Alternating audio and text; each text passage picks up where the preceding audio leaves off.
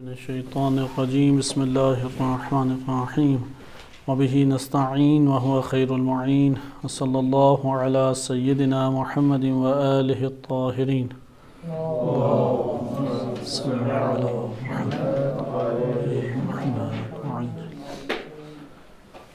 ماہ مبارک رمضان آپ سب مومنین کو مبارک بھی ہو، اور اس کی مناسبت سے آج کے دن ہم ایک ٹاپک کے جس طرح ہر سال ایک موضوع کا آغاز کرتے ہیں، اس سال بھی انشاءاللہ تعالی ایک موضوع کا انتخاب کریں گے، اور اللہ تعالیٰ کی اگر توفیقات و الطاف الہیہ شامل حال ہوئے تو ہم اس موضوع کو انشاءاللہ قرآن اور روایات اہل بیت علیہم السلام کے تناظر میں جاننے کی کوشش کریں گے. قرآن کریم میں چونکہ یہ ماہ مبارک رمضان، اسے ربیع القرآن بھی کہا گیا ہے کہ قرآن کی یہ بہار ہے، اور قرآن سے تعلق قائم کرنے کا بہترین یہ ہمارے پاس مہینہ بھی ہے. اس مہینے میں تمام انسان اپنے نقائص اور عیوب کا ازالہ کر سکتا ہے. جتنے اس کی زندگی میں، انسان کی زندگی میں نقائص اور عیوب موجود ہیں، سب کا سب ازالہ ہو سکتا ہے. لہذا استغفار کا مہینہ ہے، توبہ کا مہینہ ہے، اور معرفت قرآن کا مہینہ ہے. تلاوت قرآن کا خصوصی حکم روایات میں دیا گیا ہے. اس مناسبت سے ہمارے پاس سورۃ القدر ہے کہ جو ماہ مبارک رمضان سے ہی مربوط ہے. اس سورہ کے آغاز میں ارشاد باری تعالی ہوتا ہے، بسم اللہ الرحمن الرحیم، انا انزلناہ فی لیلۃ القدر. ہم نے اس کو یعنی قرآن کو نازل کیا ہے لیلۃ القدر میں. وما ادراک ما لیلۃ القدر، اور آپ کیا جانیں کہ لیلۃ القدر کیا ہے، یعنی یہ تمہید ہے کہ لیلۃ القدر کا تعارف کرایا جائے. پھر خداوند متعال ارشاد فرماتا ہے، لیلۃ القدر خیر من الف شہر، کہ یہ اللہ تعالیٰ نے فقط اور فقط اس امت کو یہ سعادت دی ہے کہ اس کے اندر رمضان المبارک جیسی باعظمت راتیں رکھی ہیں. رمضان المبارک کی راتوں کی مانند راتیں اس ماہ میں موجود ہیں. اس سے پہلے کسی امت کو یہ سعادت حاصل نہیں ہوئی.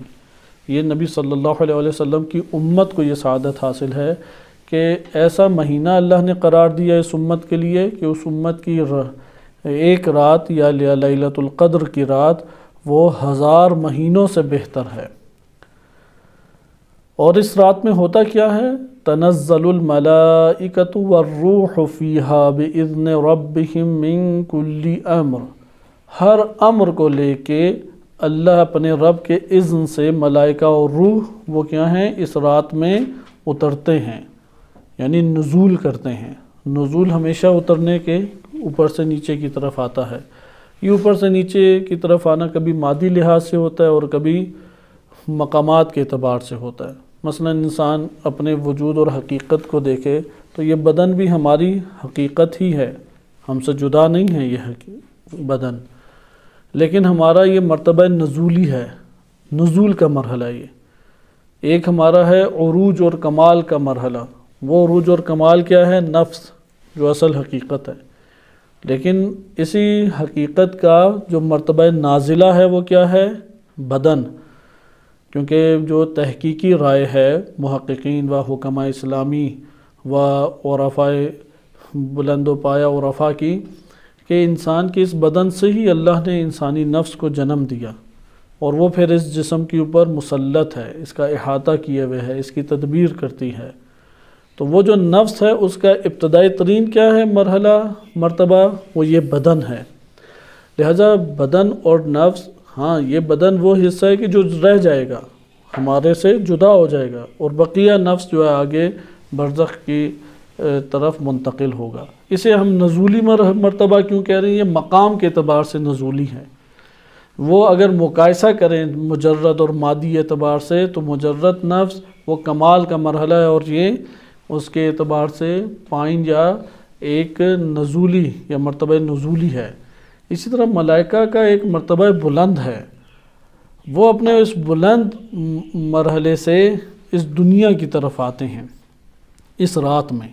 تنزل الملائکۃ والروح، ملائکہ اور روح تنزل کرتے ہیں، آتے ہیں، فیہا اس لیال القدر میں، لیلۃ القدر کی رات میں، بِإِذْنِ رَبِّهِمْ اپنے رب کے اذن سے، من کل امر ہر امر کو لے کے، سلام ہی حتی مطلع الفجر، اور یہ ضمیر لیلۃ القدر کی طرف لوٹ رہی ہے کہ یہ لیلۃ القدر کیا ہے، یہ سلامتی ہے جب تک فجر مطلع نہ ہو جائے، طلوع فجر نہ ہو جائے، فجر کی اذان سے پہلے پہلے تک کیا ہے، یہ سلامتی ہے۔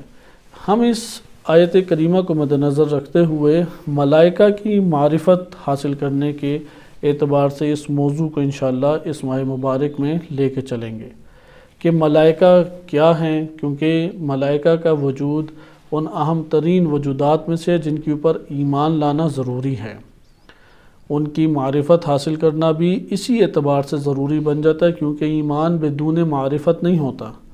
اگر ایمان بدون معرفت نہیں ہے تو ملائکہ کی معرفت اور اس کا اقرار، اس کی تصدیق، اس کا اعتقاد، اس پر یقین، یہ ساری چیزیں کیا ہو جائیں گی، لازم ہو جائیں گی۔ اس لیے قرآن کریم نے واضح طور پہ سورہ بقرہ آیت نمبر 285 میں 285 میں بیان فرمایا، وہ اہم اعتقادات کی طرف اشارہ فرمایا کہ جو مومنین کو جن کے اوپر ایمان لانا ضروری ہے۔ ارشاد باری تعالی ہوتا ہے، آمن الرسول بما انزل الیہ من ربہ، کہ رسول پر ان کے رب کی جانب سے جو کچھ نازل ہوا ہے رسول اس کے اوپر ایمان لے آئے، والمؤمنون اور مومنین بھی اس کے اوپر ایمان لے کے آئے جو رسول پر نازل ہوا، کل آمن باللہ وملائکتہ وکتبہ ورسلہ، اور ان میں سے ہر ایک، ان میں سے مومنین ہیں، رسول ہیں، ہر ایک ایمان لایا کس کے اوپر، اللہ پر ایمان لایا، وملائکتہ اور اللہ کے ملائکہ کے اوپر ایمان لایا، اور کتبہ کتبہ اور اللہ نے جو کتابیں نازل فرمائی ہیں اس کے اوپر ایمان لایا، ورسلہ اور اللہ نے جو رسول بھیجے ان کے اوپر ایمان لایا۔ لہذا آپ نے دیکھا ہے تو ایمان بالملائکہ اعتقاد میں لازمی ایک جز ہے ہمارے ایمان کا، اس کا انکار نہیں کیا جا سکتا۔ ایمان بالملائکہ صرف اس امت کے لیے نہیں ہے، سابقہ امت میں بھی ہمارے پاس یہ ملائکہ کے اوپر ایمان ضروری تھا۔ لہذا ملائکہ کو جاننا ضروری ہے، ملائکہ کے اوپر ایمان لانا ضروری ہے، اعتقاد ضروری ہے۔ اگر ہم کائنات کے اندر وجودات کو نہ جان سکیں، ان سے صحیح تعلق بھی نہیں قائم کر سکتے۔ یہ اللہ سبحانہ وتعالیٰ نے انسان کو بنایا ایسا ہے کہ وہ جس کا علم رکھتا ہے، جس کو جانتا ہے، جس کی جتنی معرفت رکھتا ہے، اس سے قریب ہونے یا دور ہونے کے اعتبار سے کوئی نہ کوئی رویہ اختیار کرتا ہے۔ اگر ہم ملائکہ کو جانتے ہی نہیں ہیں، ملائکہ کی معلومات ہی نہیں ہیں، ان کی معرفت بھی نہیں ہے، تو کیا ہم ان سے کوئی ربط اور تعلق قائم کر سکتے ہیں؟ یقیناً نہیں کر سکتے۔ اس لیے ملائکہ کے اعتبار سے ہمارے لیے یہ اہم نقطہ آتا ہے کہ ہمیں ملائکہ کے اوپر ایمان لانے کے لیے ان کا مطالعہ، ان پہ غور و فکر اور ان سے تعلق قائم کرنے کی کوشش کرنی چاہیے۔ لہٰذا ہم انشاءاللہ تعالی ان دروس میں جو ماہ مبارک رمضان میں دروس دیے جائیں گے، ان کا اصل مرکزی جو بحث ہے وہ ملائکہ اور فرشتوں سے مربوط ہے۔ قرآن کریم کی اس تصدیق کے بعد ہم روایات کی طرف اگر آئیں تو روایات اہل بیت علیہ السلام میں ملائکہ کا تذکرہ کثرت سے ہوا ہے، حتیٰ کہ قرآن کریم نے جس نے جبرائیل علیہ السلام سے دشمنی کی اس کی سرزنش کی ہے، اور اللہ سبحانہ وتعالیٰ نے سخت ایک کلام کیا ہے کہ جو جناب جبرائیل علیہ السلام کا دشمن ہے، یعنی اللہ کے یہ محبوب ترین بندے ہیں، ہستیاں ہیں، البتہ عباد بشر کے معنی میں نہیں ہے، لیکن عباد الرحمن قرآن میں فرشتوں کو کہا گیا، یعنی اللہ کی محبوب مخلوق ہے جو اللہ کی معصیت نہیں کرتی۔ قرآن میں ملائکہ کا تفصیلی تعارف اس طور پہ کرایا گیا ہے کہ قرآن نے اوصاف ملائکہ کے مختلف بیان کیے ہیں اور ان امور کا تعارف کرایا ہے کہ جو امور ملائکہ انجام دیتے ہیں۔ بالفاظ دیگر قرآن کریم میں ملائکہ کی اگر ہم بحث کو فقط قرآنی آیات کے تناظر میں ملاحظہ کریں تو ہم ان تمام کی تمام آیات کو 3 نکات میں بند کر سکتے ہیں۔ پہلا نقطہ ملائکہ کے اوپر ایمان لانے کے اعتبار سے ہے کہ ایمان لانا چاہیے، جیسے یہ آیت آپ نے دیکھی کہ قرآن نے ذکر کیا کہ ملائکہ کے اوپر مومنین ایمان رکھتے ہیں۔ ادھر اسلام نہیں کہا کہ صرف لسانی اقرار ہو، ایمانی تعلق ہونا چاہیے۔ مثلا اللہ سے، ملائکہ سے، رسل سے، اور اسی طریقے سے کتب سے، ان سے کیا تعلق ہونا چاہیے؟ ایمانی تعلق انسان کا ہونا چاہیے۔ البتہ کوئی یہ نہ سمجھے، جیسے بعض لوگوں نے یہ گمان کیا کہ اس آیت کریمہ میں صرف ان 4 کا تذکرہ موجود ہے تو بس یہ 4 ہی ایمان کے اعتبار سے لازم ہے۔ نہیں، قیامت کے بارے میں بھی ہے، اگرچہ ادھر قیامت کا تذکرہ نہیں ہے، قیامت پہ ایمان لانا اور یقین کرنا لازم ہے۔ اگر ہم امامت کا تذکرہ نہیں دکھائی دیتا، کیونکہ رسول ادھر ایک مطلقاً رسول استعمال ہوا ہے، لیکن ہم فقط رسول اور نبی کے اوپر اس کا اطلاق کرتے ہیں، اوروں پہ نہیں، تو امامت کا نظریہ قرآن نے واضح طور پہ بیان کیا ہے۔ اس لیے یہاں پہ ہم یہ کہیں گے کہ جن چیزوں کا ادھر تذکرہ ہے وہ بھی لازم ہے، اور جو قرآن کریم کی دیگر آیات بتا رہی ہیں ان پر بھی ایمان لانا لازم ہے۔ لیکن یہ 4 امور ہمارے پاس اس آیت کریمہ میں ہیں، تو اس حوالے سے پہلا نقطہ کیا بن جاتا ہے؟ ایمان بالملائکہ۔ دوسرا ہمارے پاس آ جاتا ہے اوصاف ملائکہ۔ مثلا ملائکہ کے اوصاف قرآن کریم نے ذکر کیے ہیں کہ یہ معصیت نہیں کرتے، یعنی معصوم ہیں، یا یہ اللہ تعالیٰ کی وحدانیت کی گواہی دیتے ہیں، تسبیح کرتے ہیں، حمد بجا لاتے ہیں، اس طرح سے ذکر کیا۔ تیسرا ہے کہ جو امور انجام دیتے ہیں، افعال، ان افعال کا تذکرہ ہے، موت دینا، یا اسی طریقے سے پیغام پہنچانا، یا مثلا وحی کو لے کے آنا، یا قرآن کریم نے ذکر کیا عذاب نازل کرتے ہیں تو فرشتوں کے ذریعے سے اللہ نے عذاب نازل کیا، افعال کا تذکرہ۔ ہمارے پاس ملائکہ کی بحث ان 3 چیزوں میں قرآن کریم کی تناظر میں بند ہو جاتی ہے۔ روایات بھی اسی ترتیب سے مختلف واقعات ذکر کرتے ہیں، لیکن روایات میں جب ہم آئیں تو کچھ پیچیدگی بن جاتی ہے، اور اس میں بعض مسائل ہمیں حل کرنے کی طرف آنے پڑتے ہیں۔ ہم اس کو ایک خاص انداز سے لے کے چلتے ہیں بحث کو۔ ہم جس انداز سے اس بحث کو لے کے چلیں گے اس میں سب سے پہلے ہم یہ پڑھیں گے کہ ملائکہ کے اوپر جو ایمان لانا ہے اس سے کیا مراد ہے۔ اس کی وہ زیادہ طولانی نہیں کریں گے، کیونکہ عموماً مسلم، غیر مسلم، حتیٰ کہ غیر مسلم بھی ملائکہ کے اوپر اعتقاد رکھتے ہیں۔ ہم نے قرآن کریم کی ایک آیت پڑھ لی، یہی ہمارے لیے حجت ہے، تواتر کے ساتھ قرآن آیا، تحریف سے پاک ہے اور اللہ تعالیٰ کا کلام ہے، اور تمام مسلمان متفق ہیں، شیعہ ہوں یا سنی ہوں، فرشتوں کے اوپر ایمان لانا لازم ہے۔ فرشتوں سے دوسرا نقطہ ایمان کے ذیل میں کہ فرشتوں کے اوپر ایمانی تعلق ان سے قائم کرنا ضروری ہے، نہ کہ فقط لسانی تعلق، زبان کا تعلق قائم کرنا کافی نہیں ہے۔ ملائکہ وہ اللہ تعالیٰ کے وجودات ہیں کہ جن کے ساتھ تعلق ایمان کا ہونا چاہیے، اور ایمان کا تعلق معرفت کے بغیر نہیں، یعنی غور و فکر سے جو معرفت لی جاتی ہے اسی سے ملائکہ سے تعلق قائم کیا جا سکے گا۔ ہم اس کے اوپر ایمانی حوالے سے گفتگو ختم کرتے ہیں۔ دوسرا پہلو یہ ہے کہ تمام قوموں میں تقریباً ملائکہ کا تصور پایا جاتا ہے۔ فرشتوں کا ملائکہ کا تصور تقریباً تمام قوموں میں پایا جاتا ہے جو ادیان کے تابع ہیں۔ جتنے بھی قومیں ہیں ادیان کے تابع ہیں تو دین میں ملائکہ کا تصور ہے۔ اس سے ہمیں کیا بات سمجھ آتی ہے؟ اس سے ہمیں یہ بات معلوم ہوتی ہے کہ جو نبی بھی آیا یا جو حجت بھی آئی اس نے ملائکہ کے اوپر ایمان لانے کو ضرور تبلیغ کیا، دعوت دی۔ وَإِلَّا ملائکہ ممکنہ آنکھوں سے اس طرح سے نہ دکھائی دیے جاتے ہوں، یا ممکنہ کوئی صورت انسانی میں کسی نے ملائکہ کو دیکھا ہو، لیکن تمام کے تمام انبیاء و رسول علیہم السلام و حجج الہی انہوں نے ملائکہ کے اعتقاد کو امتوں کے اندر بیان کیا ہے، اور اس کے نتیجے میں آج دنیا بھر میں ہمیں اکثر اور بیشتر ادیان میں مختلف ادیان کے تابع افراد ان میں ملائکہ کا عقیدہ نظر آتا ہے۔ یہ دوسرا نقطہ ہو گیا، اس کو بھی ہم تفصیلی طور پہ بحث میں نہیں لائیں گے، یعنی الگ سے اس کے اوپر کوشش کریں گے کہ زیادہ گفتگو نہ کریں۔ تیسرا پہلو جس کے اوپر ہم آج قرآن کریم کی آیت میں دیکھیں گے اور پھر ہم اگلے مرحلے میں داخل ہوں گے، وہ یہ ہے کہ قوموں کے اندر اعتقاد تو پایا جاتا ہے، حتیٰ مسلمانوں میں، اہل اسلام میں عقیدہ اور ایمان ملائکہ کے اوپر اور فرشتوں پر موجود ہے، لیکن ملائکہ کے بارے میں بہت زیادہ تحریفی نظریات پائے جاتے ہیں۔ انحرافی نظریات، یہ جو گمراہ کن تحریفی نظریات ہیں، اس کو قرآن کریم نے خصوصی طور پہ بیان کیا ہے کہ قوموں کے اندر ملائکہ کے بارے میں منفی نظریات قرآن نے ذکر کیے ہیں۔ اور بعض ایسے نظریات ہیں، ان انحرافی نظریات میں سے بعض تو ایسے نظریات ہیں کہ ان نظریات کی وجہ سے توحید جو ہے وہ متاثر ہوتی ہے اور توحید کے دائرے سے انسان باہر آ جاتا ہے، جس کا تذکرہ قرآن کریم نے کیا ہے۔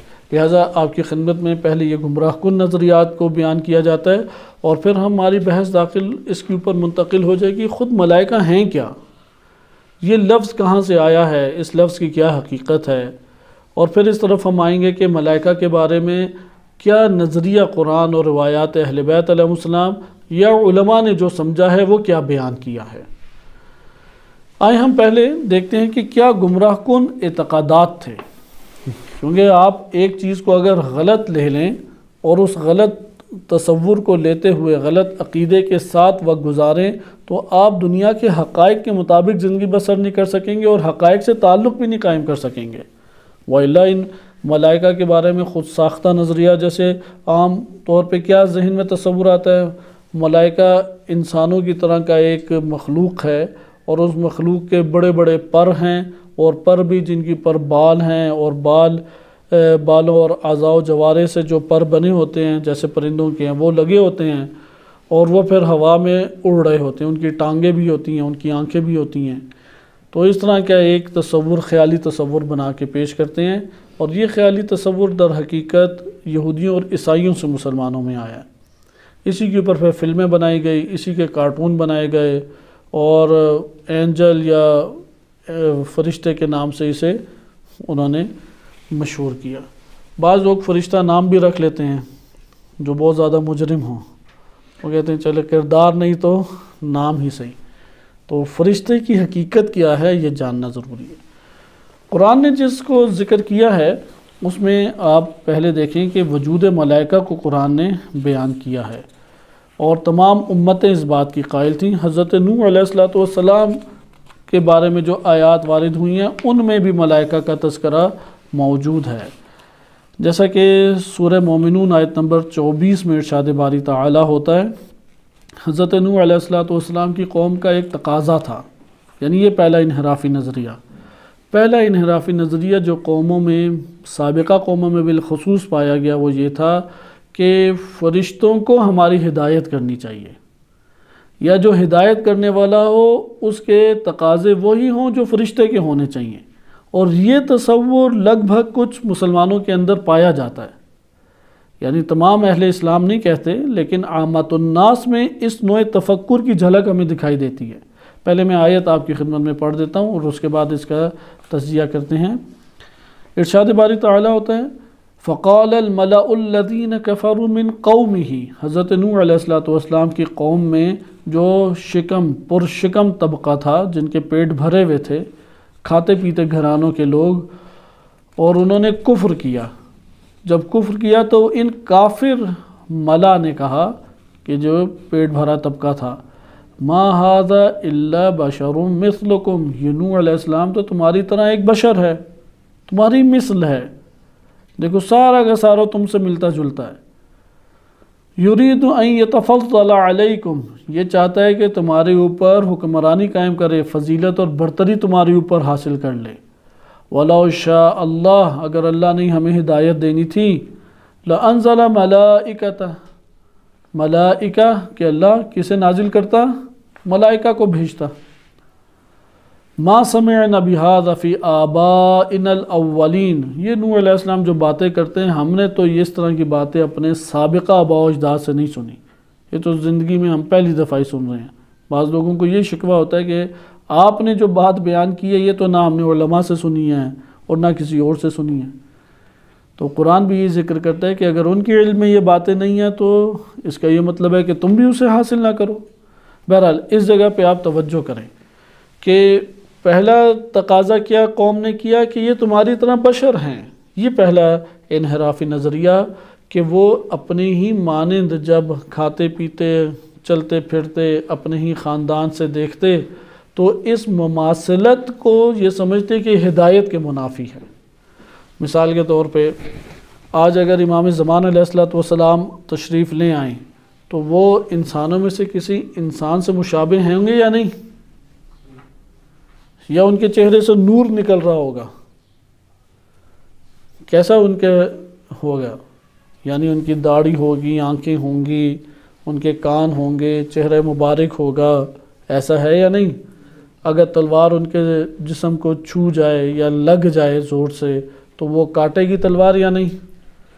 اب یہ آئیں اس طرف آئیں تو اس کا مطلب ہے کہ آپ بشر والی خصوصیات حجت الہی کے لیے ثابت کر رہے ہیں۔ تو یہ قرآن کریم بیان کرتا ہے کہ لوگ یہ سمجھتے تھے کہ ہماری ہدایت کے لیے جو شخص آئے وہ بشر نہ ہو، یعنی اسے نہ بھوک لگتی ہو، اس کو نہ آل اولاد کی ضرورت ہو، اسے نہ گرمی سردی سے بچنے کی ضرورت ہو، اسے نہ تلوار کوئی کاٹتی ہو، اسے نہ لوگوں کے مار کٹائی سے کوئی درد ہوتا ہو، تو وہ اس طرح کی کوئی شخصیت کو سمجھتے ہیں کہ یہ آئے۔ اگر ایک بندہ وہ ہماری طرح کھاتا پیتا بھی ہے، اس کا گھر بھی وہ کام کاج کرے چلتا ہے، اور اسی طرح کبھی مریض ہوتا ہے، کبھی صحت مند ہوتا ہے، کبھی فقر کی آزمائش آتی ہے، کبھی غنی اور ثروت مند ہو جاتا ہے، اور اسی طرح اس کی اولاد ہے، اولاد کو پالنے پوسنے کی اسے ذمہ داریاں اٹھانے پڑتی ہیں، تو یہ شخص ہماری ہدایت نہیں کر سکتا۔ لہذا بعض اوقات عوام الناس یہ تصور کرنے لگ جاتے ہیں۔ جو یہ تصور کرتے ہیں آپ ان سے پوچھیں اچھا تم بتا دو کہ کیسا آئے بندہ جو تمہاری ہدایت کرے، آپ دیکھیں گے وہ آپ کے سامنے اوصاف بیان کرنا شروع کر دے گا جسے ہم خیالی طور پہ ملائکہ کہتے ہیں۔ اور اسی لیے ائمہ اطہار علیہ السلام یا بعض اوقات انبیاء علیہ السلام نبی صلی اللہ علیہ وسلم کے لیے ایسے اوصاف ثابت کر رہے ہوتے ہیں کہ جو مثلا مافوق البشر قرار پا جائیں۔ ہم یہ بھی نہیں کہتے کہ ان کی ولایت کا انکار ہے، ایسا بھی نہیں ہے، وہ فرشتوں سے افضل ہیں، کیونکہ بشر فرشتوں سے افضل اللہ تعالیٰ نے خلق کیا ہے۔ اگر بشر بن جائے، کیونکہ بالقوہ ہے، اگر فعلی طور پہ عملی طور پہ کوئی بشر بن جائے وہ تو فرشتوں سے افضل ہے۔ لہذا بشر کا انکار کرنا در حقیقت حیثیت کو گرانا ہے، کیونکہ اللہ تعالیٰ نے جو مخلوقات کے مجموعے خلق کیے ہیں ان مخلوقات کے مجموعے میں سب سے افضل ترین مجموعہ کس کو قرار دیا ہے؟ وہ انسان اور بشر کو قرار دیا ہے۔ یہ انسان اور بشر، اس کے بعد فرشتوں کا مرحلہ آتا ہے، اس کے بعد حیوانات ہیں مثلا جو ہمارے پاس ترتیب ہے، ہمارے علم میں سارے جہان نہیں ہیں اور نہ ساری معلومات ہیں، وہ جو ہمیں آیات اور روایات سے معلوم ہوتا ہے۔ حیوانات کے بعد نباتات ہیں، نباتات کے بعد جمادات ہیں کہ جو چل پھر بھی نہیں سکتے یا پل بڑھ نہیں سکتے۔ لہذا بشر آپ کہہ دیں، بشر سے ہٹا دیں تو آپ نے بلندی سے انہیں نچائی کی طرف لائے گویا کہ۔ ہاں اب بشر میں کوئی اپنے آپ کو حیوان بنا لے یہ الگ بات ہے، وہ بشر مع حیوان کہلائے گا، اور کوئی اگر بشر اپنے آپ کو فرشتوں سے بھی افضل کرنے میں کامیاب ہو جائے، جیسے تمام انبیاء و رسول و ائمہ اطہار علیہم السلام ہیں کہ وہ تمام فرشتوں سے افضل ہیں، تو یہ پھر ان کی شان اور منزلت بنتی ہے۔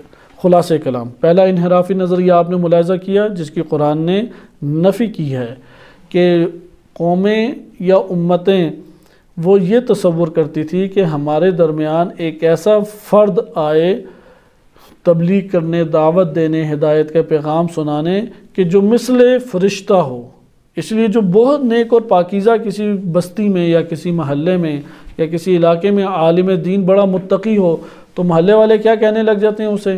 یہ تو فرشتہ صفت ہے، جبکہ اسے کہنا چاہیے کہ یہ اللہ سبحانہ و تعالیٰ کے خلیفہ ہے جو زمین کے اوپر خلائف الارض ہے، اللہ نے انہیں خلیفہ بنایا۔ ہاں یہ ایک خلیفہ وہ ہے کہ جو حاکم کی صورت میں اللہ نے مقرر کیے ہیں، وہ اس کے لیے لفظ خلیفۃ اللہ کا لفظ استعمال ہوا ہے، لیکن ایک لفظ قرآن میں استعمال ہوا ہے خلائف، خلیفہ کی جمع ہے۔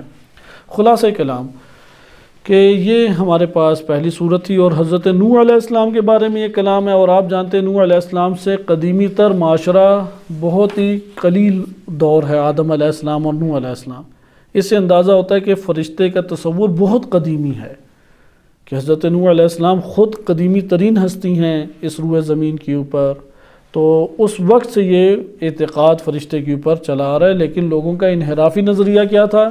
فرشتے کو کرنی چاہیے، اور قرآن نے اس کے اوپر بڑی بحث بھی کی کہ اگر فرشتہ ہی اللہ نے بھیجنا ہوتا تو اسے بھی بشر بنا کے اللہ بھیجتا، اگر فرشتے کو ہی اللہ نے بشر کے اندر بھیجنا تھا تو اسے بھی اللہ بشر ہی بناتا، پھر وہ آ کے ہدایت کرتا۔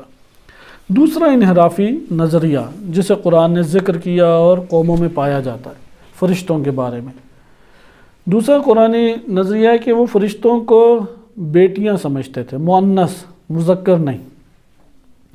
ایسے ہی آج بھی فلمیں اور ڈرامے بنتے ہیں، یہ جیسے چینی ہیں، کورین ڈرامے ہیں، کیونکہ یہ سارے کے سارے مذاہب پیچھے سے ادیان صحیح تھے، ان میں تحریف ہوئی، مسخ ہو گئے، اور پھر یہ صورتحال نکلی جو ہمیں مختلف ادیان نظر آتے ہیں۔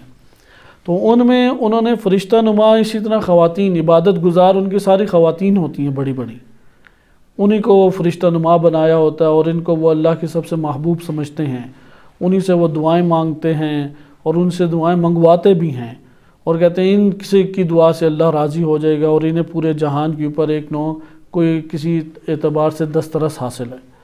تو یہ تصور قوموں میں پایا جاتا تھا کہ وہ فرشتوں کو مؤنث سمجھتے تھے۔ قرآن کریم میں سورہ زخرف آیت نمبر 19 میں ارشاد باری تعالی ہوتا ہے وَجَعَلُوا الْمَلَائِكَةَ الَّذِينَ هُمْ عِبَادُ الرَّحْمَنِ إِنَاثًا، کہ ان لوگوں نے وہ ملائکہ کہ جو اللہ کے بندے ہیں، ہم عباد الرحمن، جو اللہ کے عباد ہیں، بندے ہیں، انہوں نے انہیں مؤنث قرار دے دیا ہے، عورتیں بنا دیا ہے۔ یعنی ان کا عقیدہ کیا ہے، یہ فرشتے کیا ہیں، یہ مؤنث اور بیٹیاں ہیں، عورتیں ہیں۔ اشہدوا خلقہم، کیا جب اللہ انہیں خلق کر رہا تھا تو کیا انہوں نے جا کے اس وقت مشاہدہ کیا تھا کہ یہ بیٹیاں ہیں؟ ویسے تو نہیں پتہ لگتا۔ تو اب یہ دیکھیں کہ قرآن کیسے انہیں تنبیہ کر رہا ہے کہ جب اللہ انہیں بنا رہا تھا تو تم نے جھانک کے دیکھا تھا کہ یہ بیٹیاں یا بیٹے ہیں، یہ مذکر ہے یا مؤنث ہے۔ سَتُكْتَبُ شَهَادَتُهُمْ، یہ جو گواہیاں یہ لوگ دے رہے ہیں یہ سب لکھی جائیں گی، عن قریب یہ سب کی سب گواہیاں لکھی جائیں گی، وَيُسْأَلُونَ، اور ان سے پوچھا بھی جائے گا کہ کیا کیا عقیدے تم رکھتے تھے۔ بس آپ نے دیکھا کہ انحرافی نظریے کا کیا نظریہ تھا، یہ مشرکین کا بالخصوص نظریہ تھا جو نبی صلی اللہ علیہ وسلم کے دور میں مکہ میں زندگی بسر کرتے تھے، وہ بیٹیاں سمجھتے تھے، کیونکہ مکہ والے سارے کے سارے کون لوگ تھے؟ اسماعیل علیہ السلام کے تابع تھے، ابراہیم علیہ السلام اور اسماعیل علیہ السلام کے تابع مومنین تھے پہلے ان کے آباء و اجداد۔ تو یہ ہو سکتا ہے کہ ایک جگہ پہ نبی آئے، سارا اہل اسلام ہو جائے، حج عمرے زیارتیں سب چل رہی ہوں، اور ان کی پھر حج اور عمرے زیارتوں کی شکلیں باقی رہ گئی ہوں اور مشرک ہو جائے پورا معاشرہ۔ تو یہ ابو جہل اس کے آباء و اجداد کون تھے؟ وہی قریش سے ہیں۔ ابو لہب اس کے آباء و اجداد قریش سے ہیں، سگا چچا تھا ابو لہب نبی صلی اللہ علیہ وسلم کا۔ تو یہ سارے کے سارے آباء و اجداد مومنین تھے، مومنین کی اولاد مشرک نکل آئیں، اور خود تعجب اور بات ہے کہ وہاں پہ کیسے یہ مشرک پن ہوا۔ بعض کہتے ہیں یہ لوگ شام گئے، تجارت شام کیا کرتے تھے، مکہ میں کوئی چیز پیدا نہیں ہوتی، زراعت نہیں ہوتی، تو شام میں انہوں نے گڑے ہوئے بت دیکھے تو انہیں بڑے اچھے لگے، تو وہ جس طرح غربی معاشرہ آج ہمارے ہاں منتقل ہو گیا ہے، آج بھی بہت سارے انہوں نے اس طرح کے خود ساختہ شخصیات عالم اسلام میں متعارف کرا دی ہیں۔ جیسے چھوٹے بچے سے پوچھیں آپ کیا بنیں گے، وہ کہتے ہیں سپر مین۔ اب وہ کئی قسم کے انہوں نے اسپائڈر مین، سپر مین، کئی قسم کے مین بنا دیے ہیں، تو وہی بچوں کو سب سے اچھے لگتے ہیں، انہی کی شرٹیں پہنتے ہیں، انہی کے کھلونے خریدتے ہیں۔ تو یہی صورتحال ادھر تھی، آہستہ آہستہ مومنین کے بچے وہ پھر شرک کی وادیوں میں جانا شروع ہو گئے۔ اس دور میں وہ سوسائٹی، روم کی غربی سوسائٹی، وہ ترقی یافتہ سوسائٹی ہوتی تھی، تو اس طرح کا انداز اور طور طریقے اختیار کرنے سے ماڈرن کہلاتا تھا، جیسے آج کے دور میں بھی ایسا ہی ہے۔ تو یہ ابو جہل وغیرہ یہ پڑھے لکھے ماڈرن لوگ تھے، جیسے آج کوئی بڑے گریڈ کے بندے ہوتے ہیں یا بڑے پڑھے لکھے اپنے طور پہ بن رہے ہوتے ہیں، اور غربی زندگی کو اختیار کر کے پینٹ شرٹ صحیح اور بیڈ روم اپنا سجا کے، کھانے پینے کی ٹیبل، اور لفظ بھی انگلش کے اکثر بولیں گے، جیسے فاسٹ فوڈ ہے اور اس طرح کی چیزوں کی طرف رغبت ہے، وہ اس دور میں بھی معاشرے میں اس طرح سے قربت تھی، تو وہ بت لے آئے، اور بتوں کی پھر آہستہ آہستہ انہوں نے دیکھا دیگر قومیں ان سے مانگتی ہیں، انہوں نے مانگنا شروع کر دیا، اور یہ تمام قوموں میں تبادلہ ہوتا ہے۔ آپ اگر بر صغیر کا گہرائی سے شیعہ سنی دونوں معاشروں کا جائزہ لیں تو آپ کو کئی ایسی چیزیں نظر آئیں گی جو ہندوؤں سے منتقل ہوئی ہیں، کئی ایسی چیزیں نظر آئیں گی اصلاً مکتب تشیع میں ان کی اساس اور بنیاد ہی نہیں ہے، وہ بریلویوں سے ہمارے یہاں منتقل ہوئی ہیں۔ بریلویوں میں اس طرح مختلف دنوں اور ایام کے اعتبار سے دن منانے کا تصور تھا، مثلا 10واں ہو گیا، 7واں ہو گیا۔ اب آپ دیکھیں بقیہ جگہوں پہ آپ مکتب تشیع میں کسی بھی امام نے، کسی بھی صحابی نے، کسی بھی علماء کی طرف 7واں 10واں یا چہلم نہیں منایا جاتا۔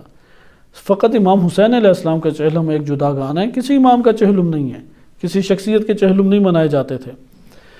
تو خلاصہ کلام چیزیں داخل ہوتی ہیں۔ اس طرح اس مکہ کی سرزمین میں یہ داخل ہو گئے نظریات، اور انہوں نے فرشتوں کو مؤنث قرار دینا شروع کر دیا۔ اللہ کا تو تصور باقی رکھا، لیکن اللہ تک پہنچنے کے لیے وسیلے بتوں کو قرار دیا، اور پھر اللہ کے ساتھ ساتھ یا اللہ کو چھوڑ کے انہوں نے بتوں ہی کی عبادت کرنا شروع کر دی، کیونکہ زیادہ شرک وہاں پہ عبادت میں کیا جاتا تھا۔ پھر فسق و فجور اور دیگر چیزیں آہستہ آہستہ نکلنے لگ گئیں۔ لہذا قرآن کریم پھر اس نظریے کو بیان کرنے کے بعد تیسرا انحرافی نظریہ بیان کرتا ہے، اور وہ تیسرا انحرافی نظریہ کیا ہے کہ انہوں نے اس کو اللہ کی اولاد قرار دینا شروع کر دیا۔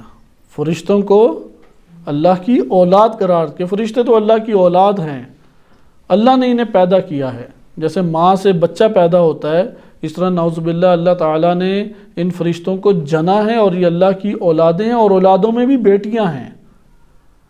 تو اس کے اوپر تو خدا کی ذات بہت غضبناک ہوئی۔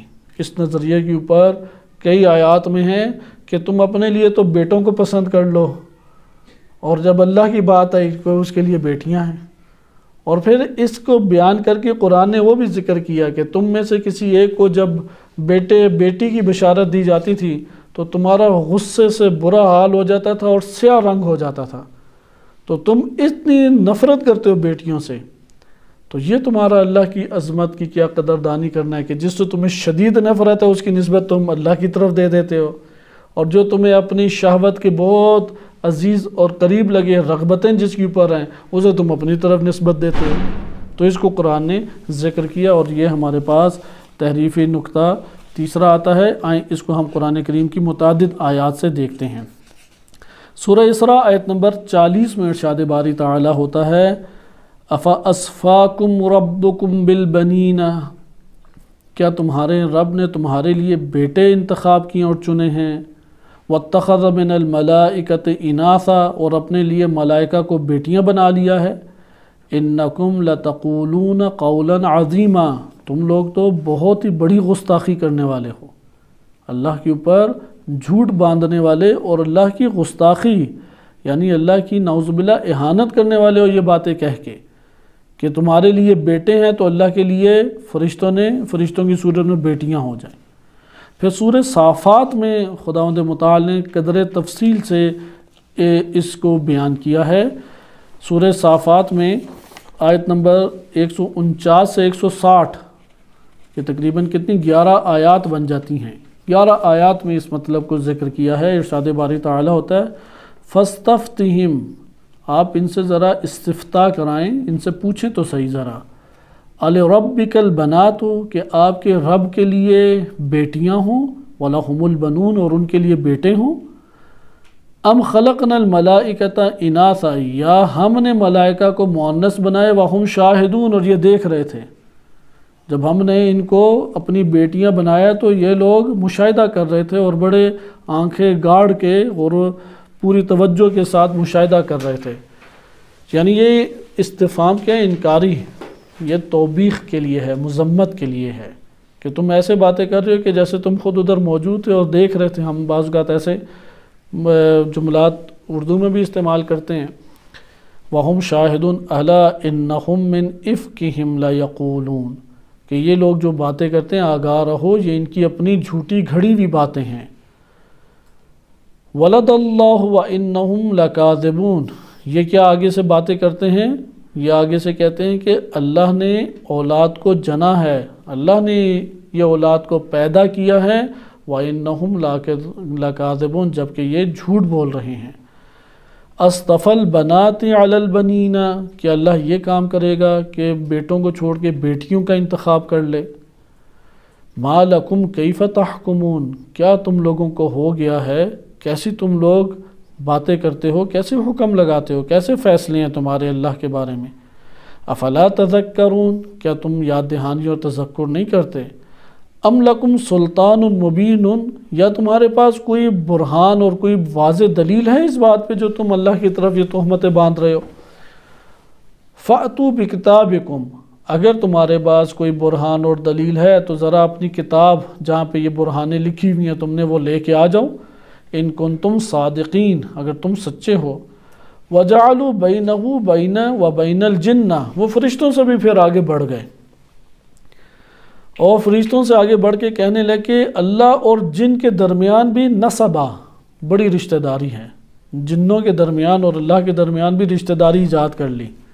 ہوتے ہیں نا لوگ رشتہ داری ایجاد کہ میرے یہ فلاں کا فلاں کا فلاں ہے، تو وہاں پہ بھی قبائلی سلسلہ تھا، تو انہوں نے پھر فرشتوں کی تو رشتہ داریاں ایجاد کیں، اللہ کے لیے جنوں کی بھی اللہ سے رشتہ داریاں ایجاد کر لیں اور کہنے لگے کہ اللہ اور جنوں کے درمیان بھی نسب ہے، نسبی رشتہ ہے۔ وَلَقَدْ عَلِمَتِ الْجِنَّةُ، اور یہ جن جو ہیں یہ جانتے ہیں، اِنَّهُمْ لَمُحْضَرُونَ، یہ اللہ کے پاس حاضر کیے جائیں گے۔ سبحان اللہ عما یصفون، یہ جو اوصاف اللہ سے متصف کرتے ہیں اللہ ان سے پاک اور منزہ ہے۔ الا عباد اللہ المخلصین، مگر اللہ کے وہ بندے کہ جو بہت مخلص، جنہیں اللہ نے خالص کیا ہے، اللہ کے خالص کردہ بندے، وہ جو اوصاف بیان کرتے ہیں واقعاً اللہ ان اوصاف سے متصف ہے، کیونکہ وہ حقائق کے مطابق اللہ سبحانہ و تعالیٰ کے لیے اوصاف کو بیان کرتے ہیں۔ اس کے بعد آپ اگلی آیت دیکھیں، سورہ انعام آیت نمبر 100، ارشاد باری تعالیٰ ہوتا ہے وَجَعَلُوا لِلَّهِ شُرَكَاءَ الْجِنِّ، انہوں نے جنوں کو اللہ کا شریک قرار دے دیا ہے۔ ہمارے ہاں بھی جنوں کے بارے میں بڑے قصے کہانیاں موجود ہیں، تو اس دور میں بھی ہوتی تھیں، اور اس دور میں تو بڑی بڑی قصے، وہ رات کو بیٹھ جاتے تھے، آگ لگاتے تھے، ایک طرف کعوہ بن رہا ہوتا تھا اور دائرہ بنا کے ایک بابا جی یا کوئی وہاں پہ قصہ گو وہ لمبے لمبے واقعات سناتا، اور بعض اوقات اس طرح گھٹتے تھے کہ مجھے ایک دفعہ جن لے گئے، وہ 4-5 دن غائب رہا تھا، تو واپس آیا تو کہا کہ میں مثلا کوہ کاف میں چلا گیا، تو وہاں پہ جنوں کی وادیاں تھیں، جنوں کے اندر ہم گئے تو ادھر انہوں نے مجھے جیل میں بند کر دیا، پھر جنوں نے میرے ساتھ یہ کیا وہ کیا فلاں کیا، اور پھر ایک نے مجھے مثلا زور سے لات ماری تو میں ادھر آ کے گر گیا، مطلب اس طرح کے واقعات وہ بڑے بناتے۔ تو انہوں نے آہستہ آہستہ جنوں کو بھی اللہ کا شریک قرار دینا شروع کر دیا۔ وَخَلَقَهُمْ، جبکہ اللہ نے جنوں کو خلق کیا ہے۔ وَخَرَقَ لَهُ بَنِينَ وَبَنَاتٍ، پھر انہوں نے اللہ کے لیے بیٹے اور بیٹیاں ایجاد کرنا شروع کر دیے، بغیر علم، بغیر علم کے، احمق اور نادانی کی بنیاد پر۔ سبحانہ وتعالی عما یصفون، یہ جن اوصاف سے متصف کرتے ہیں اللہ اس سے پاک و منزہ اور بلند اور بالا ہے، بالاتر ہے۔ آگے دیکھیں سورہ نحل آیت نمبر 57 اور 58 میں ارشاد باری تعالیٰ ہوتا ہے کہ یہاں پہ اب اللہ سبحانہ وتعالیٰ شدت کے ساتھ ان کو، جیسا کہتے ہیں ڈانٹ پلانا، شدت کے ساتھ جھاڑنا، شدت کے ساتھ خداوند متعال ان کی مذمت فرما رہا ہے کہ وَيَجْعَلُونَ لِلَّهِ الْبَنَاتِ سُبْحَانَهُ، کہ انہوں نے اللہ کے لیے بیٹیاں بنا دی ہیں، اللہ اس سے پاک اور منزہ ہے۔ وَلَهُمْ مَا يَشْتَهُونَ، اور تمہارے لیے وہ ہے کہ جس کی تم لوگوں کو بڑی اشتہا ہوتی ہے، تمہیں بڑی رغبت ہے، تو بچوں کی طرف ان کی رغبت ہوتی تھی، لڑکوں کی طرف۔ وَإِذَا بُشِّرَ أَحَدُهُمْ بِالْأُنثَى، تم میں سے جب ایک کو خبر دی جاتی کہ بیٹی تمہارے گھر ہوئی ہے، ظَلَّ وَجْهُهُ مُسْوَدًّا وَهُوَ كَظِيمٌ، تو غصے کے مارے برا حال ہو جاتا ہے، اور وہ غصہ قابو کریں تو رنگ لال ہو جاتا ہے، غصہ شدید آتا ہے تو آپ اسے قابو کر رہے ہوں تو رنگ لال ہوتا ہے، لال ہونے کے بعد کیا ہو جاتا ہے؟ سیاہ۔ تو سیاہ کہنا شدت غضب کی علامت ہے، کہ تمہیں بیٹی کی خبر ملتی ہے کہ بیٹی پیدا ہوئی ہے تو ندامت سے اور غصے سے تمہارا حال برا ہو جاتا ہے، اور تم اسی کی نسبت اللہ کی طرف دے دیتے ہو، اور اس کے لیے تم نے بیٹیاں قرار دی ہیں۔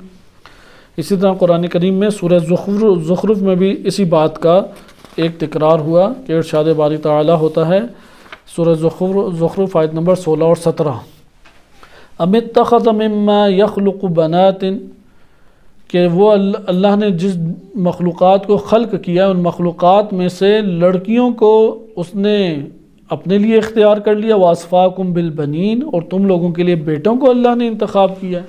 یہ کیسا تمہارا انصاف ہے؟ پھر آگے اللہ تعالیٰ ارشاد فرماتا ہے وَإِذَا بُشِّرَ أَحَدُهُمْ بِمَا ضَرَبَ لِلرَّحْمَنِ مَثَلًا، کہ انہوں نے رحمان یعنی اللہ کے لیے جن چیزوں کو ثابت کیا اور نسبتیں دی ہیں اسی کی اگر خبر، یعنی جو یہ اللہ اور رحمان کے لیے مثالیں ثابت کرتے ہیں یا نسبتیں ثابت کرتے ہیں، یعنی بیٹی کی نسبت، اسی کی خبر اگر ان میں سے کسی ایک کو دے دی جائے ظل وجہہ مسودًا وہو کظیم، تو وہ غصے سے برا حال ہو جاتا ہے اور اتنا کہ اس کا چہرہ سیاہ ہو جاتا ہے. یہ ہمارے پاس وہ انحرافی نظریات ہیں جن کا قرآن نے تذکرہ کیا ہے کہ تمہارے لیے تو بیٹے ہوں، ام لہ البنات ولکم البنون، کہ اس کے لیے بیٹیاں اور تمہارے لیے بیٹے. یہ کیسا انصاف ہے؟ تو آپ نے دیکھا کہ اس دور میں نبی صلی اللہ علیہ وسلم کے دور میں انحرافی نظریات تھے فرشتوں کے بارے میں. اب یہاں پہ وہ عقیدہ فرشتوں کا رکھتے تھے یا نہیں؟ اعتقاد رکھتے تھے، ایمان رکھتے تھے، لیکن یہ ایمان اور اعتقاد حقیقت کے مطابق نہیں تھا. آخری اس میں ہمارے پاس انحرافی نظریات آج کے دور میں آ جاتے ہیں جو بعض آیات کی بنیاد پہ لیے گئے ہیں. یعنی آیت نے تو کوئی تذکرہ نہیں کیا کہ یہ کوئی قوم انحرافی نظریہ رکھتی ہے، لیکن بعض اوصاف جب فرشتوں کے بیان کیے گئے تو ان اوصاف سے بعض نے انحرافی نظریات اخذ کر لیے، انحرافی نظریات لے لیے. اس کو آپ ملاحظہ کریں کیونکہ اس کی یہاں پہ ہمیں تھوڑی تفصیل میں جانے کی ضرورت پیش آئے گی، کیونکہ ادھر قرآن کریم اپنے ہدایت کے مطابق جو قرآن ہدایت بشر کو دیتا ہے اس کے تقاضے کے تحت فرشتوں کے اوصاف اللہ تعالیٰ ذکر کر رہا ہے. لیکن اب جو اس آیات کو پڑھتا ہے تو ان آیات سے اپنے خیالی معنی لے لیتا ہے، من گھڑت معنی لے لیتا ہے، اور پھر اس کو تصویر کشی جو اس کے ذہن اور خیال کر کے دیتا ہے اسے پھر وہ نشر کرتا ہے. جبکہ قرآن کریم سے کیسا سلوک کرنا چاہیے؟ قرآن کریم کے جو ایک اہم اعجازی پہلو ہے جس کو ادھر بزرگ اساتذہ حوزہ بار بار بیان بھی اپنے دروس میں کرتے ہیں اور ہمیں اس کی طرف توجہ مسلسل رکھنی چاہیے. قرآن کریم کے جو الفاظ ہیں یہ کلام عرب سے باہر ہیں، کلام عرب سے باہر نہیں ہیں. نمبر 2، ایک معاشرے کے اندر جو زبانیں بولی جاتی ہیں ایک ہی، مثلا اردو زبان ہے، فارسی ہے، عربی ہے، تو جو زبان ایک محقق طبقے میں جو اسکالرس کا طبقہ ہے وہ جو زبان اور لینگویج بول رہے ہیں وہ ایک عام افراد جو محلے میں بولتے ہیں اس سے جدا ہے یا نہیں؟ یا ایک جیسی ہے دونوں کی؟ مثلا علماء جو عموماً زبان استعمال کرتے ہیں، مثلا جیسے ایک عالم دین کا واقعہ ہے کہ ان سے کسی نے آ کے اپنا مسئلہ پوچھا تو انہوں نے کہا کہ 2 مسئلے پوچھے، کہا پہلے کا صغرا ٹھیک نہیں ہے، دوسرے کا کبرا ٹھیک نہیں ہے. تو وہ پریشان ہو گیا کہ یہ کون سی زبان ہے کہ پہلے کا صغرے میں مسئلہ ہے اور دوسرے کے کبرا میں مسئلہ ہے. ممکن ہے تیسرا مسئلہ پوچھا ہو کہ اس کے حد وسط آپس میں نہیں مل رہے، حد وسط کا مسئلہ ہے، ترتیب نہیں ٹھیک. تو علماء کی باتیں اس طرح کی ہوتی ہیں. صحیح؟ یا کوئی آگے پوچھے کہ یہ شبہات مصداقیہ میں سے ہے یا شبہات موضوعیہ میں سے ہے، اور پتہ نہیں ان شبہات میں استصحاب جاری ہوتا ہے یا نہیں، تو آپ کا مسئلہ جو ہے اس کے مطابق آپ شک کی پرواہ نہ کریں. مثلا استصحاب جاری ہوتا ہے تو کسی کو سمجھ آئے گی کوئی بات؟ تو علماء کی لینگویج ایسی ہوتی ہے. اب یہ بول رہا ہے، زبان بول رہا ہے، اردو ممکن ہے بول رہا ہو، ممکن ہے فارسی بول رہا ہو، لیکن ایک معاشرے کے اندر اس کو ہم کہیں گے یہ معاشرے کی زبان نہیں ہے. صحیح ہے؟ جب آپ کلام عرب کہتے ہیں تو کلام عرب سے کیا مراد ہے؟ آیا کلام عرب سے یہ مراد ہے کہ اس دور کے جو علماء کی زبان بولی جاتی تھی وہ قرآن نے اٹھائی، جو بازاروں میں محلوں میں لوگوں کی زبان بولی جاتی تھی اسے قرآن نے اٹھایا؟ دونوں میں سے کس زبان کو قرآن نے اٹھایا؟ اس کو جو محلوں میں اور بازاروں میں زبان بولی جاتی تھی. یہی قرآن کا معجزہ ہے کہ آپ ایک علمی اصطلاح کو، مثلا ایٹم کو، آپ ایٹم کو کلمہ ایٹم کی اصطلاح سے بیان نہ کریں، آپ کو بیان کرنے میں کتنی دیر لگے گی؟ کوئی 4-5 تو جملے لائیں گے یا 10 جملے لے کے آئیں گے. ڈی این اے بیان کریں یا یہ ڈی این اے کیا ہوتا ہے؟ یہ تو 3 حروف ہیں جو کہ الگ الگ لفظ ہیں، یہ تو پورا ایک کلمہ نہیں ہے. تو آپ کو اس کی پوری وضاحت شاید ایک صفحے کی پیش کرنا پڑے۔ آپ اگر کسی کو یہ لفظ بول دیں، تصدیق کسے کہتے ہیں؟ منطقی تصدیق، منطق میں جو تصدیق ہے، ممکن ہے ایک صفحہ بیان کرنا پڑ جائے، کیونکہ عقلی مطلب ہے۔ عقلی اور علمی مطلب کو آپ کیا عوامی زبان میں بیان کر سکتے ہیں؟ بہت مشکل ہے بیان کرنا۔ قرآن کریم کا معجزہ یہ ہے کہ عوام الناس کی جو زبان تھی، اس زبان میں ان عرفاء اور فلاسفہ سے بھی بلندتر معانی کو اللہ تعالیٰ نے بیان کر دیا، اور اس کو جب بیان کیا تو لوگوں نے سمجھنا شروع کر دیا۔ اگر اللہ سبحانہ و تعالیٰ فلاسفہ کا یا اصول فقہ کی یا فقہاء کی زبان کو استعمال کرتا تو ایک چھوٹا سا طبقہ سمجھ پاتا، کیونکہ عوام الناس کی لینگویج کو تو ہر اسکالر سمجھتا ہے، ہر اہل تحقیق اور ہر اہل علم سمجھتا ہے، لیکن اہل علم کی بات کو عوامی طبقہ نہیں سمجھتا۔ اس لیے خداوند متعال نے جب کلمات کا انتخاب کیا تو عوام الناس کی زبان کے اندر گفتگو کی ہے۔ اب عوام کون سا لفظ استعمال کرتے ہیں؟ عوام کیا کلمہ استصحاب استعمال کریں گے؟ یعنی شک کے مثلا یقین سابق، شک کے لاخ، وحدت موضوع، یہ کلمات تو نہیں عوام الناس ان کے سمجھ سے ہی بالت آ رہے ہیں، لہذا عوام الناس اس طرح لفظ استعمال کریں گے۔ پر ہو گئے، اجنحتن، قلم، عرش، کرسی، اس طرح کے لفظ، بحر، ماء، وحی، اس طرح کے لفظ استعمال کریں گے۔ ایسا یہ حقیقت ہے یا نہیں؟ اب انہی کو استعمال کر کے اللہ سبحانہ و تعالیٰ نے عظیم ترین معارف کو بیان کیا ہے۔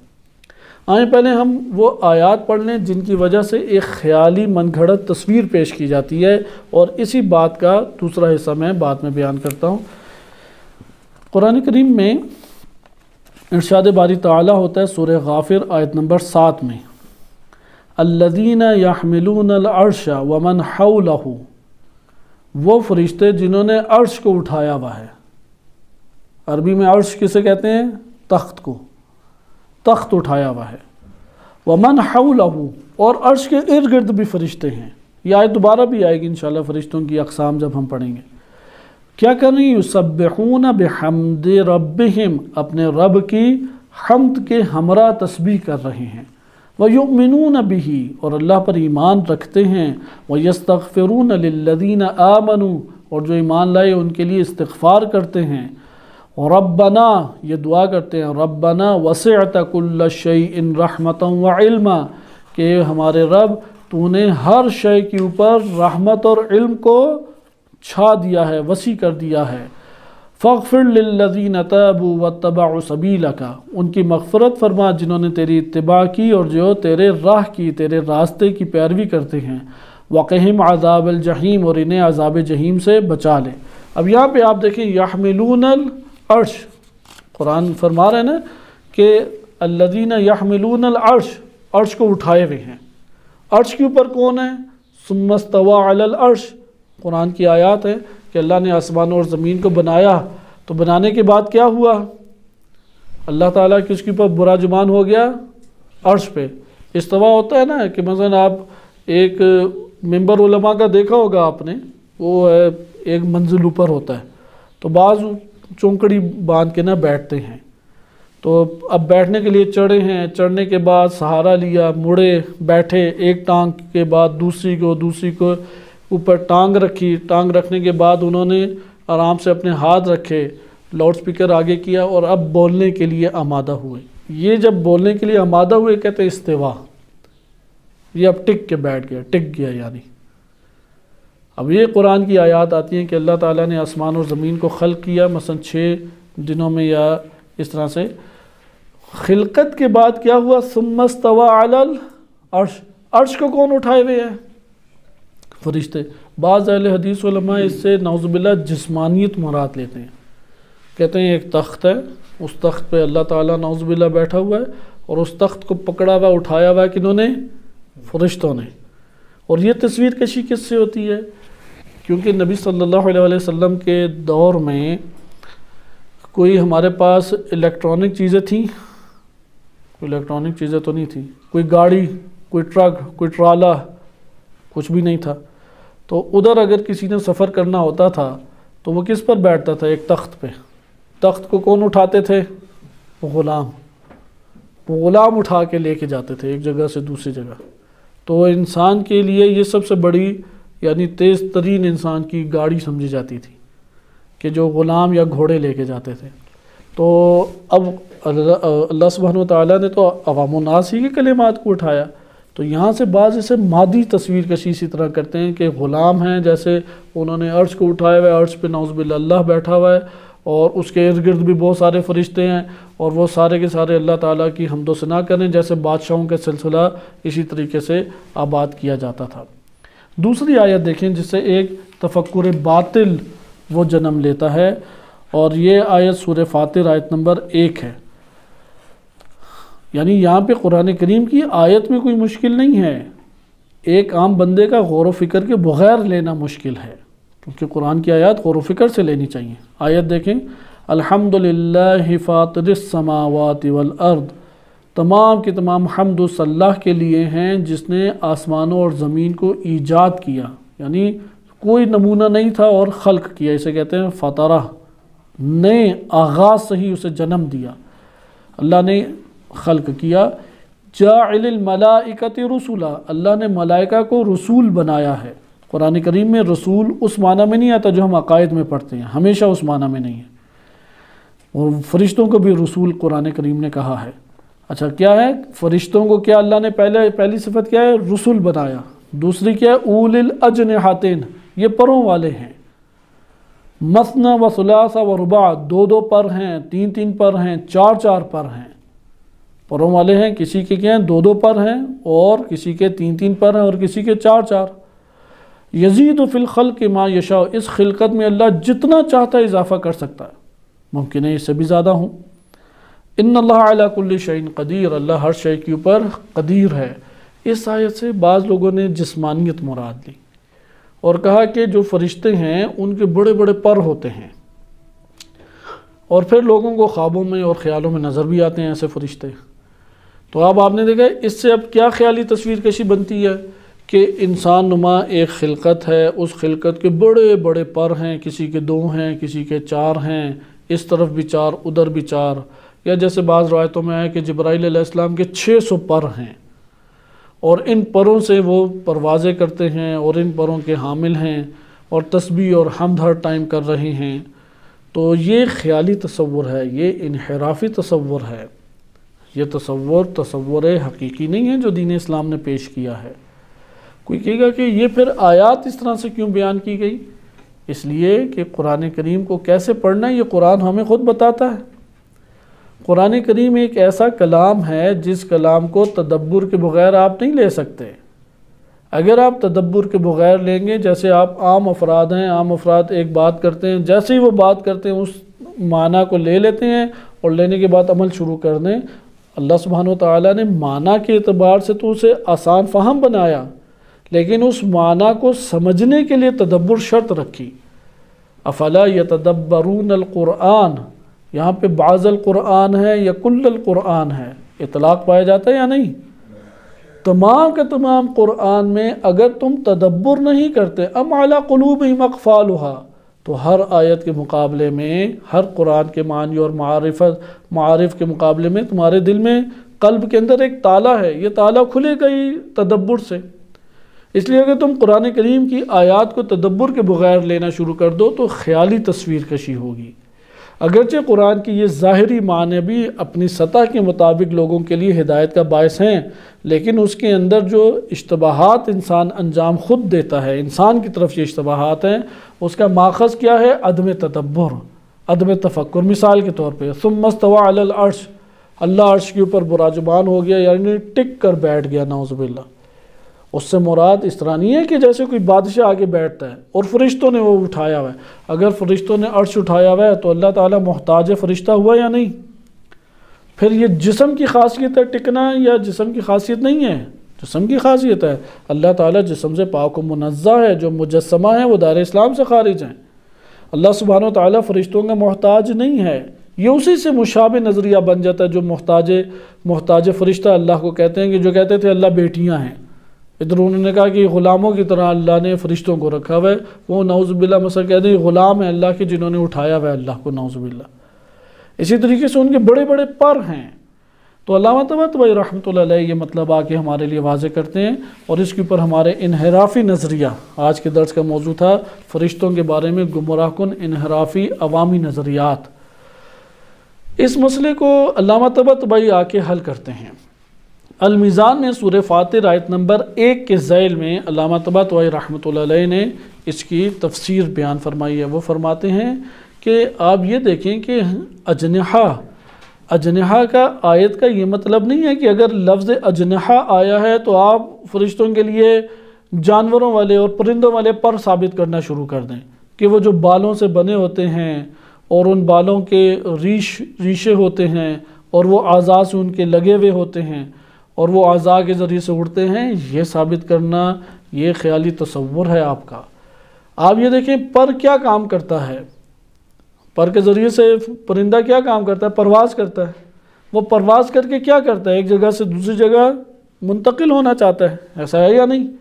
یعنی پر سبب ہے کس چیز کا، ایک ہدف کو پانے کا۔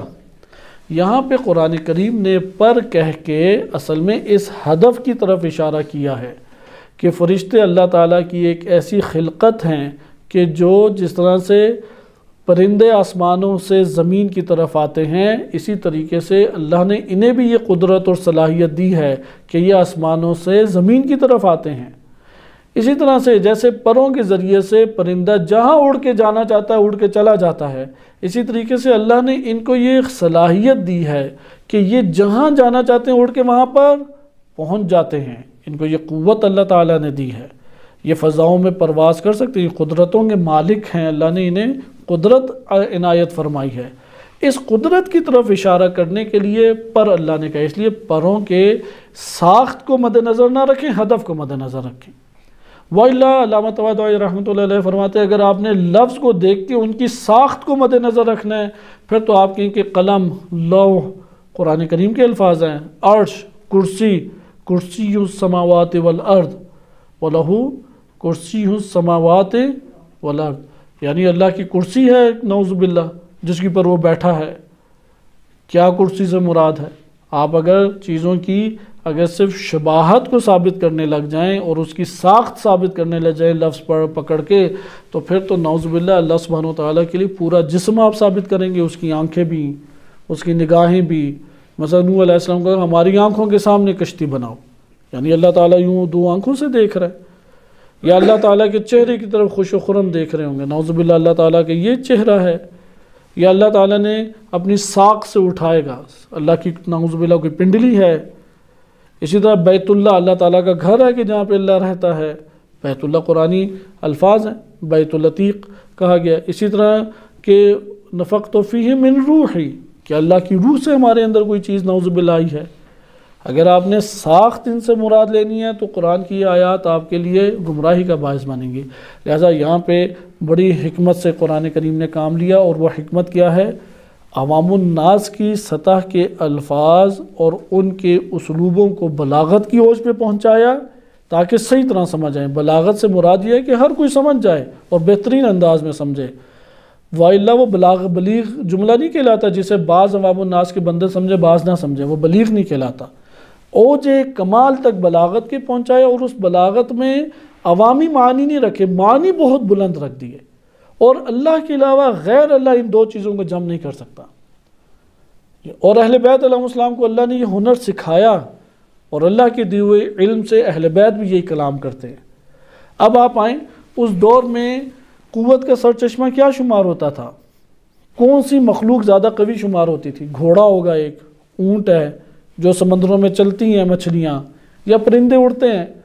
اب ایک ایسی مخلوق ہو جو اڑتی بھی ہے، چل بھی سکتی ہے، جسم میں بھی ڈھل جاتی ہے، پانیوں میں بھی اتر آتی ہے، اس کے جب اوصاف اس قدرت کو بیان کرنا چاہیں تو آج کے دور کی طرح الیکٹرانکس تو نہیں تھی۔ اگر الیکٹرانکس کا دور ہوتا تو ممکن ہے جہاز کہہ دیا جاتا، ممکن ہے کہ کوئی ریبوٹ کہہ دیا جاتا، کمپیوٹر کہہ دیا جاتا۔